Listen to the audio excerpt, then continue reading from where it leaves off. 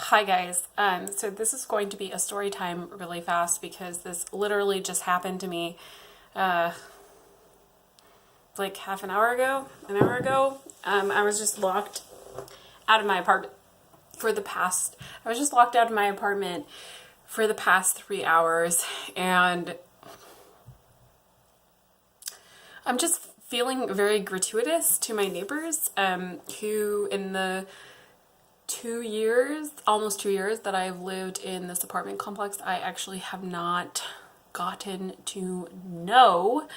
And I'm realizing that that has been a mistake as of today. Love my landlord, love the maintenance crew and all the folks who are involved in my apartment complex, but really just have not met any of the neighbors. And a big reason for that is because my unit is very like closed off from other units in a lot of ways.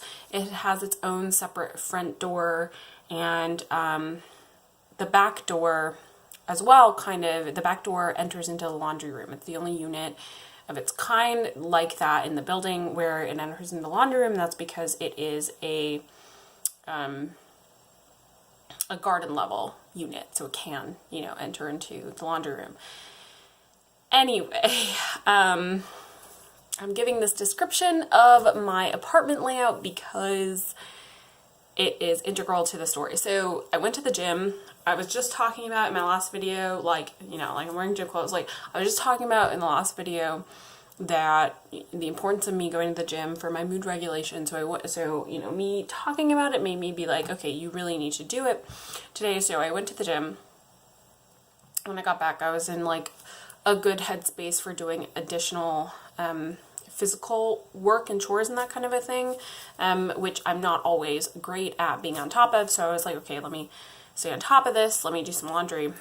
And so just in my like very sweaty gym clothes, I pick up my laundry and I like go out the back, the door that, the back door that connects to the laundry room, and I close it behind me because I think in my mind, I just assume, and this is usually what I do, that when I go into the laundry room with my laundry, that I unlock the back door and I close it behind me, and I just keep it closed but unlocked while I put my laundry in the machine.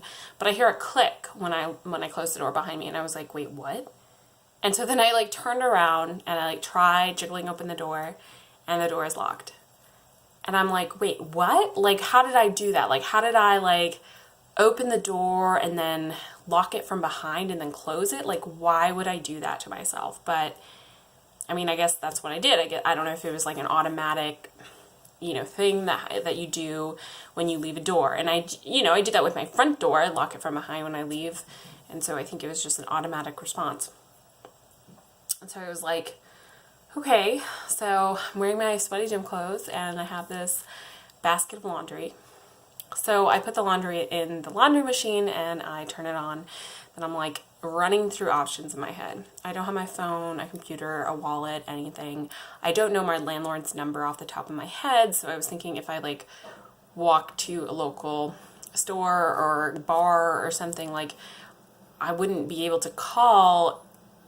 Basically, I would have to use a computer. Like I would have to go somewhere where somebody would lend me the computer, and then I could get into my Gmail, and then I could pull up an email from my landlord and then see her phone number in there. So I was like, okay, let me do that. There's a bar that's like 7 minutes from my place. I've talked about it before in this video. Like I was getting ready to go to the bar or whatever. So I was like, let me go there. Likely a few of the bartenders are people that I would know, and they're just kind of more community oriented. So I was like, probably somebody there will have a computer, and then I can do that. So I leave the laundry room into the courtyard. The laundry room locks behind you. So it was like a risk that I just had to take because, I was thinking like, well, I could just stay here and I guess wait until somebody comes into the laundry room, but I don't know, there's no guarantee that would be happening. So I leave the laundry room, door closes behind me, and then outside of my apartment complex, before you get to like the street or whatever, there's like a whole courtyard where you like drop off your garbage or whatever, and you can see like balconies in the courtyard of like the other units, and the balconies like look out over the courtyard. So I just saw that one of my neighbors was out on her balcony, and I don't know her at all. I've never seen this person before in my life. But so I like walked toward her, and I'm like, oh my gosh, I'm so sorry, but I just locked myself out of my apartment. Can I use your phone to call the landlord? And so she pulled up my landlord's number, and I called my landlord, and my landlord is like, well, I'm out of town, and there's, you know, this other person who does maintenance who can help you, possibly, but let me call him. So she calls him, and then she calls me back, and she tells me, I'm so sorry, like, we don't really know what to do because he is driving to the airport right now, and his family is going to Mexico, so he's dropping them off at Mexico, or not in Mexico, obviously. He's dropping them off at the airport. And so I was thinking, like, okay, if they're going to Mexico, they're going to be flying internationally, so that means they're going to O'Hare, which is, if, like, the traffic is bad, it can take, like, an hour and a half. I mean, it depends on the traffic to get to O'Hare. So I was like, okay, so it's going to be, like, a number of hours until he's able to come back. And so I was thinking, like, okay, what do I do? You know, I didn't want to impose on this person anymore, even though she was super nice. Like, this whole process just made me realize that, like, people are really kind and nice, like, I feel like, when there is a crisis or when you're in need. Not that this is a crisis, but, you know, it's like a kind of unusual situation where you're in need. And so I didn't want to impose on her, so I was like, let me reach out to some friends. And the thing is, like, I don't know that many people who live in my neighborhood. And that's something, I don't know if I've talked about that on this channel before, but I keep on considering moving out of the neighborhood, but there's a lot of the things about the neighborhood that I really like. And I like that because it's on a different side of the city than where a lot of my friends live, that I am kind of put in a position where I end up exploring a lot of the city a lot and traveling over like all different parts of the city.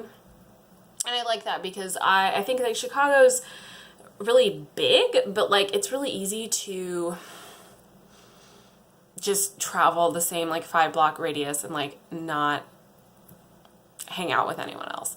So I like that, and I like my neighborhood. I've been here for 5 years now, and I just like it. There's a lot of things that I like about it. And so,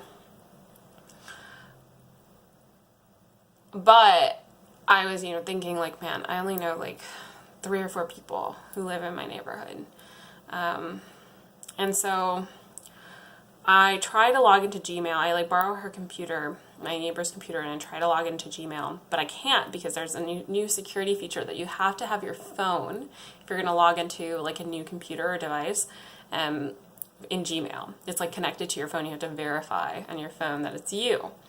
And so I can't do that, so then it blocks me from logging into Gmail. I don't know anybody's phone numbers off the top of my head, so I log into Facebook. And then, you know, I'm messaging people, but like people really don't, like a lot of people don't check those messenger messages, at least like in my age group, I feel like. So people aren't responding. I saw later one person eventually responded, but I think they didn't understand like that I needed help, because they were like, oh, you should just come out and get a drink with me. And I was like, wait, what? Like, no, I was not trying to hit you up. I was trying to like get access to a phone and a computer and get help. So anyway, so nobody is able to respond. Definitely not fast enough, because I didn't want to impose too much on this person's time. So I was like, okay, I'm just going to go hang out in the laundry room. And the laundry room has like a couple bookshelves with different books that people have donated. So I found like Nicholas Sparks' The Notebook, and I was like, okay, I'm just settling in. I'm going to just read The Notebook tonight in the laundry room and not have access to my phone or my computer or my wallet or anything. And even though I was hungry because I hadn't eaten really very much that like today at all, and I just worked out and I didn't have like a water bottle or anything, I was just like, no, I'm just gonna ride this out. Like, it's just gonna be a couple hours, like 3 hours max. Like, it can't be longer than that. And, you know, like, if worst comes to worst, like, worst case scenario is that I sleep in this laundry room tonight, and, you know, there's a chair that I'm sitting in, and honestly, you know, that's not that bad. Like, that sucks, but, like, it's not the absolute end of the world. So I'm like sitting there reading my book, and then somebody comes down to do laundry, and she starts talking to me, and I like tell her what happened, and she ends up being really cool. She ends up being like involved in other advocacy organizations that I peripherally know.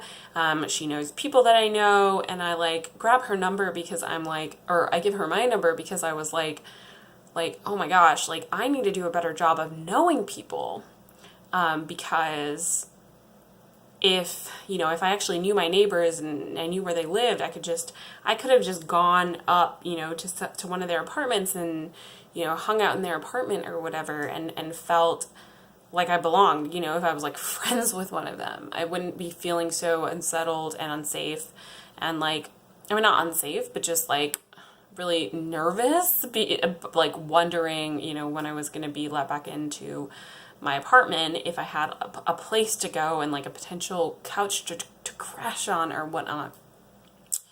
So I get her number, and I'm just like thinking in my head, like, okay, for next time, like, maybe you should try to become friends with this person because this person seems really cool. So yeah, and maybe I will. But anyway, so I wait like another few hours, and I'm getting to the good parts in the notebook. I have never read the notebook before today, and I gotta say, it's not my favorite book, but it kept me occupied. It's honestly why I chose that one over like another one that I think was about some kind of a genocide experience in Africa that I was looking at, because I was like, this is probably like something that would be more interesting to me, but like right now I just need to read like a page turner because my mind is like going everywhere, like wondering like, oh no, like worst case scenario, you know, what if they can't come tonight? Like, what if this happens? What if that happens? Like, how am I going to eat? Like, all these different things that were popping through my head. And like, honestly, it would have been fine because both people offered. Both of the neighbors that I ran into like offered various levels of support, you know, if it, you know, it was taking too long and I couldn't figure it out or whatever. So that was really awesome. So in a couple hours in, then the maintenance person was able to come and open my door for me, and I like sent him this really long text like thanking him because I felt really bad that he was doing this really long commute from, you know, the airport. And I was like, oh my gosh, I really hope that you didn't, I don't know, like have a shorter goodbye with your family because you were worried about letting me back into my apartment. Like, I just hope that that I didn't negatively impact this person's life today. And so I sent him a message, and I was like, how can I thank you? Like, just let me know what I can do, because I was thinking maybe I can give him a tip or a bonus, like a gift or something. Like, I don't know what is standard with that kind of thing. Maybe I'll ask around and figure out something. But I was like so appreciative, and the entire experience, I was, you know, let back in my apartment, and like everything was fine. Like, I just ate dinner, so now I'm fed and everything, and I drank a bunch of water, so now I'm okay. But the whole experience made me realize, like, I really do have to have safety people. If you're living alone, you know, stuff can just happen. Like, anything can happen. And I think it's important to, I mean, we do have to rely on those around us and strangers sometimes, and that's just like unavoidable. But I think it's also important to have people who you know nearby in your community who can support you if something happens. Like, if you get sick, if you get sick, if you get locked out, if there's like a crisis of some kind and you really need support in the moment, like, I think it is important to have those connections. And I'm thinking about that now, and I'm trying to figure out, a safety plan, I guess, like of people. And maybe I can ask this roommate or not roommate, but this neighbor, because she's involved with advocacy stuff as well. So I think she would probably like understand that reasoning that I'm really walking through in my head right now. So it just got me thinking, you know, and I hope that wherever you all are, if you live alone, I know that we live in a country where you can live alone and you can basically never leave your house and you just order from Grubhub 24/7 and never talk to a human being. But like, sometimes we really do need each other. Like sometimes it's an unavoidable situation where you just need somebody, and you need somebody close, and you need that physical contact with somebody.